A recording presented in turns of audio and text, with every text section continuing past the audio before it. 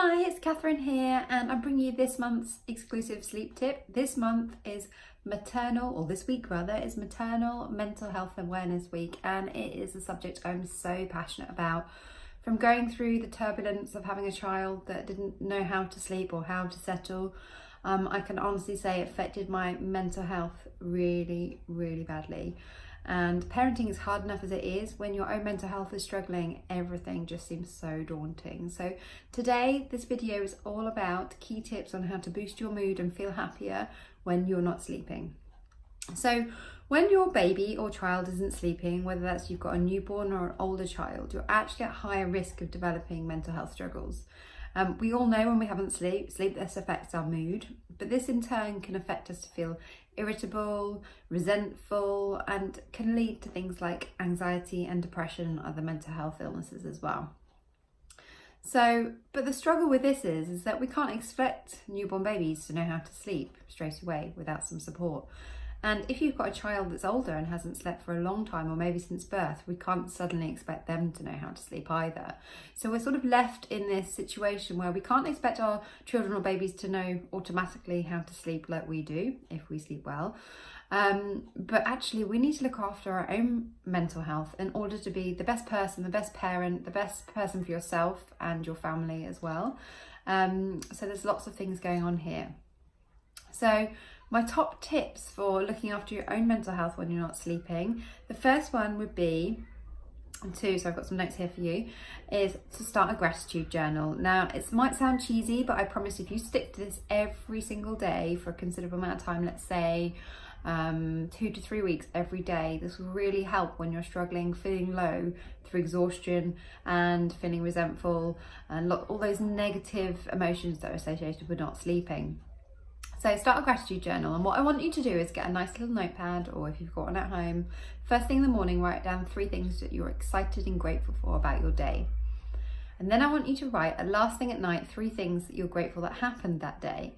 So you might have had the worst day ever. Your baby or toddler or older child may not have slept if they're still having naps during the day, and you're absolutely exhausted, they're overtired, and it's just been a turbulent day. But if you can find 3 things that you're grateful for, that is going to help you feel positive. And gratitude has, most importantly, been proven to improve happiness. So we really want you feeling as happy as you can. It's not a plaster on a problem sort of solution. It's actually building resilience so that you can feel happier.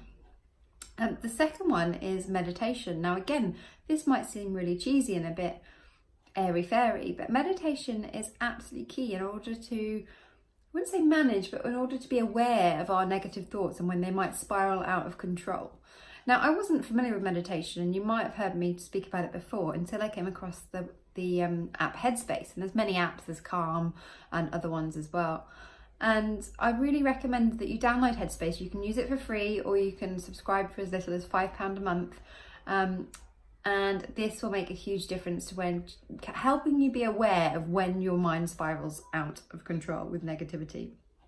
So I get up first thing in the morning. One of the things that I do, obviously I get first thing in the morning, but I get up earlier. I get up before the children, so I get up at 5:30.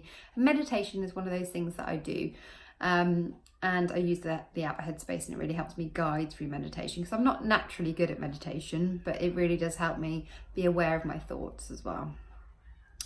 The third thing is something called one thing a day. Now, as parents, we're busy, and we naturally, most of the time, put our children first. So what I'm going to recommend you do is one thing a day for yourself, because we're really guilty, mums and dads, of putting children first. So one of the things that I'm going to ask you to do is one thing a day. So this might be read a page of a book, listen to a song that you really like, or once the children are in bed, even if they're not settled through the whole evening, doing something for yourself, doing some painting, doing some yoga.